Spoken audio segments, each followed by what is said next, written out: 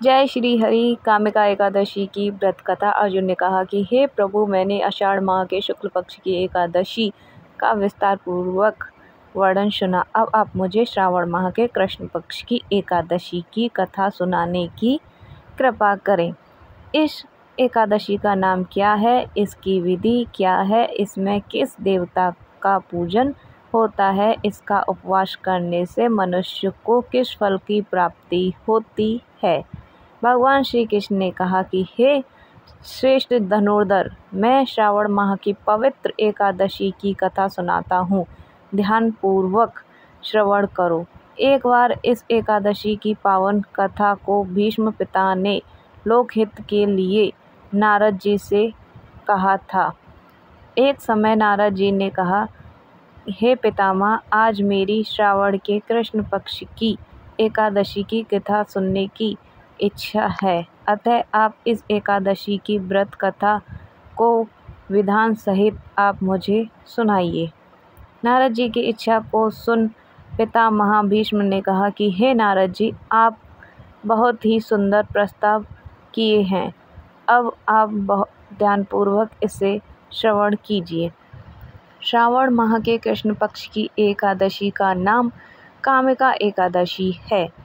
इस एकादशी की कथा सुनने मात्र से ही वाजपेय यज्ञ के फल की प्राप्ति होती है। कामिका एकादशी के उपवास में शंख चक्र गदाधारी भगवान विष्णु का पूजन होता है। जो मनुष्य इस एकादशी को धूप दीप नैवेद्य आदि से भगवान विष्णु की पूजा करते हैं, उन्हें गंगा स्नान के फल के समान ही उत्तम फल की भी प्राप्ति होती है।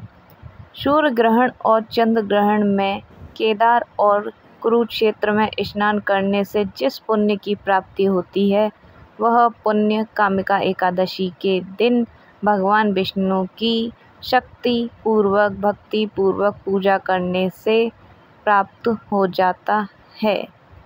वहीं भगवान विष्णु की श्रावण माह में भक्ति पूर्वक पूजा करने का फल समुद्र और वन सहित पृथ्वी दान करने के फल के बराबर से भी ज़्यादा आपको फल प्राप्त होता है।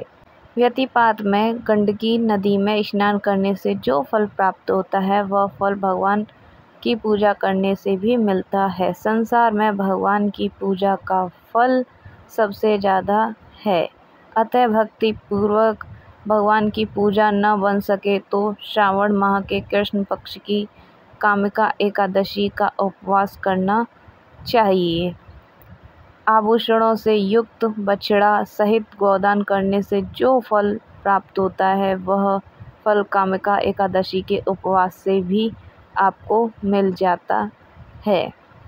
जो उत्तम द्विज श्रावण माह के कृष्ण पक्ष की कामिका एकादशी का उपवास करते हैं तथा भगवान विष्णु का पूजन करते हैं, उनसे सभी देव नाग किन्नर प्रेत आदि की पूजा हो जाती है। इसीलिए पाप से डरने वाले व्यक्ति को विधि विधान सहित इस उपवास को अवश्य ही करना चाहिए।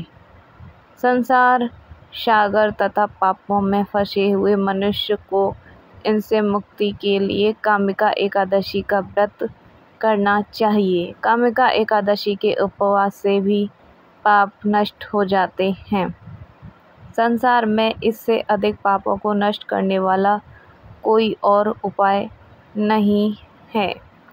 हे नारद जी, स्वयं भगवान ने अपने मुख से कहा है कि मनुष्यों को अध्यात्म विद्या से जो फल प्राप्त होता है, उससे अधिक फल कामिका एकादशी का व्रत करने से मिल जाता है। इस उपवास के करने से मनुष्य को न यमराज के दर्शन होते हैं और न ही नरक के कष्ट भोगने पड़ते हैं। वह स्वयं स्वर्गलोक का अधिकारी बन जाता है।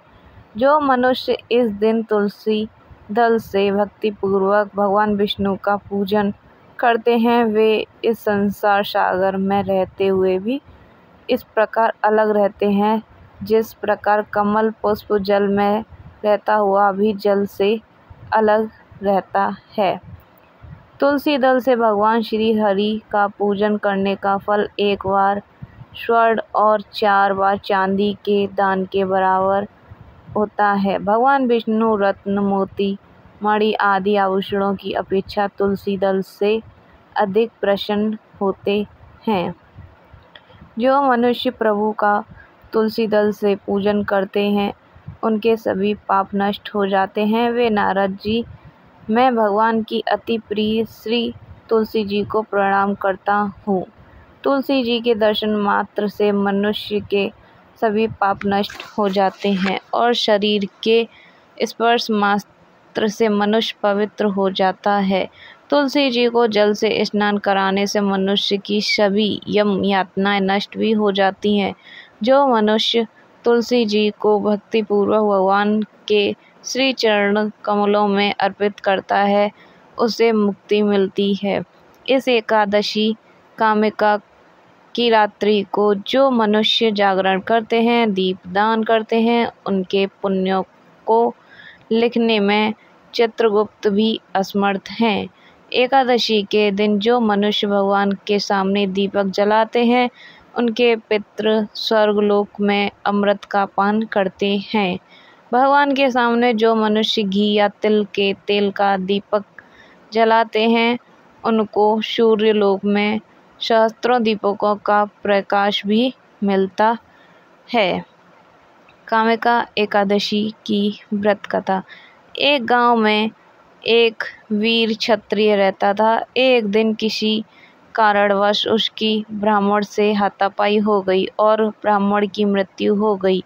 अपने हाथों से मरे ब्राह्मण की क्रिया उस क्षत्रिय ने करनी चाहिए, परंतु पंडितों ने उसे क्रिया शामिल होने से मना कर दिया। ब्राह्मणों ने बताया कि तुम पर ब्रह्म हत्या का दोष है, पहले प्रायश्चित कर इस पाप से मुक्ति हो, तब हम तुम्हारे घर से भोजन करेंगे। इस पर क्षत्रिय ने पूछा कि इस पाप से मुक्त होने के क्या उपाय हैं। तब ब्राह्मणों ने बताया कि श्रावण माह के कृष्ण पक्ष की एकादशी को भक्तिभाव से भगवान श्रीधर का व्रत एवं पूजन कर ब्राह्मणों को भोजन करा के सदाचरण यानी दक्षिणा के साथ आशीर्वाद प्राप्त करने से इस पाप से मुक्ति मिलेगी। पंडितों के बताए हुए तरीके पर व्रत करने वाली रात में भगवान श्रीधर ने क्षत्रिय को दर्शन देकर कहा कि तुम्हें ब्रह्म हत्या के पाप से मुक्ति मिल गई है।